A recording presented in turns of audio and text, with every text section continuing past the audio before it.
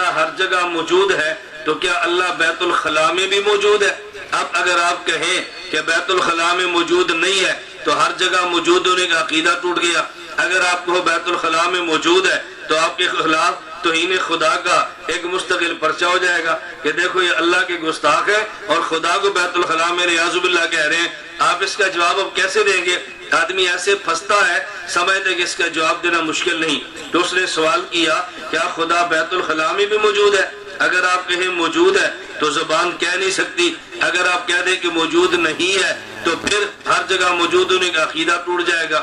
اب ایک صورت کیا آپ اس کا جواب دیں، تحقیقی جواب دینا مشکل نہیں ہے، اس کا تحقیقی جواب موجود ہے۔ میں صرف ایک جواب دیتا ہوں بات کو سمجھانے کے لیے۔ تحقیقی جواب بڑا آسان ہے کہ بعض وہ چیزیں ہیں جن کو درجہ اجمال میں بیان کر سکتے ہیں لیکن درجہ تفصیل میں زبان سے بیان نہیں کر سکتے۔ مثلا آپ کہہ سکتے ہیں بھئی دیکھو اللہ انسان کے پورے وجود کا خالق ہے، یہ بڑے آرام سے کہہ سکتے ہیں، لیکن آپ گنوا بھی سکتے ہیں اللہ پاک بال کا بھی خالق ہے، اللہ سر کا بھی خالق ہے، اللہ سینے کا بھی خالق ہے، اللہ پیٹ کا بھی خالق ہے۔ آپ عضو ایک ایک عضو کا نام لے سکتے ہیں، حالانکہ اللہ خالق تو تمام اعضاء کا ہے نا۔ درجہ اجمال میں کہہ سکتے ہیں اللہ پورے جسم کا خالق ہے، لیکن ایک ایک عضو کا نام لے کر کہنا خدا فلاں کا بھی خالق ہے، یہ بے ادبی کا پہلو ہے۔ درجہ تفصیل میں کہے تو بے ادبی ہے، اجمال میں کہہ دے تو بے ادب ہے۔ خدا ہر جگہ ہے یہ کہہ سکتے ہیں، بعض جگہوں کا نام لے کر کہیں تو تفصیل خلاف ادب بن جاتی ہے۔ میں اس سے بھی آسان مثال دیتا ہوں، اگر کوئی شخص نکاح کرے اپنی بیٹی داماد کو دے، یہ تو کہہ سکتا ہے میری بیٹی کے حقوق کا خیال کرنا، لیکن کیا تمام حقوق زبان سے گنوا بھی سکتا ہے؟ نہیں گنوا سکتا۔ درجہ اجمال میں کہے تو ٹھیک ہے، درجہ اجمال میں کہہ دے ٹھیک، درجہ تفصیل میں مشکل۔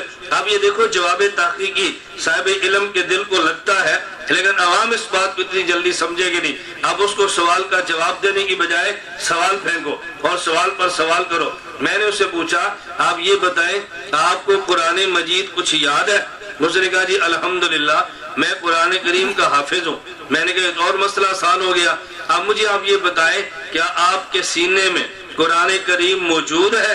مجھے کہتے جی نہیں۔ میں نے کہا کیوں؟ کہتا سینے میں قرآن تو موجود نہیں ہے۔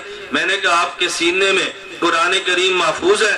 مجھے کہتے محفوظ ہے، تبھی تو حافظ ہوں، اگر محفوظ نہ ہوتا حافظ کیوں کہتے؟ میں نے کہا عجیب بات یہ ہے قرآن کو سینے میں محفوظ مانتا ہے، موجود نہیں مانتا۔ کوئی چیز موجود نہ ہو محفوظ ہو نہیں سکتی۔ کوئی بندہ کہے میری جیب میں پیسے موجود تو نہیں ہے لیکن محفوظ ہیں، میرے گھر میں گندم موجود تو نہیں لیکن محفوظ ہے، سر میں دماغ موجود تو نہیں لیکن محفوظ ہے۔ میں نے کہا کیسے ہو سکتا ہے؟ بھئی پہلے موجود مانے گا تو پھر محفوظ مانے گا نا۔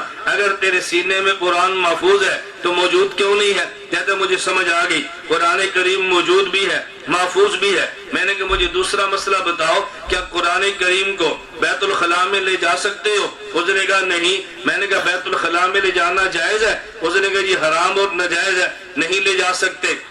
میں نے کہا تیسرا مسئلہ، جب آپ بیت الخلاء میں جاتے ہو آپ کے سینے میں قرآن موجود بھی ہے، بیت الخلاء میں لے جانا ناجائز بھی ہے، تو جب آپ بیت الخلاء میں جاؤ سینہ پھاڑ کے قرآن باہر رکھ کے پھر بیت الخلاء میں جاتے ہو؟ اس نے کہا نہیں۔ تو میں نے کہا پھر قرآن کہاں گیا جب تم بیت الخلاء میں تھے؟ مجھے فوراً کہنے لگا میرے سینے میں قرآن موجود ہے لیکن وجود اور جسم سے پاک ہے۔ میں نے کہا خدا بھی ہر جگہ موجود ہے مگر وجود اور جسم سے پاک ہے۔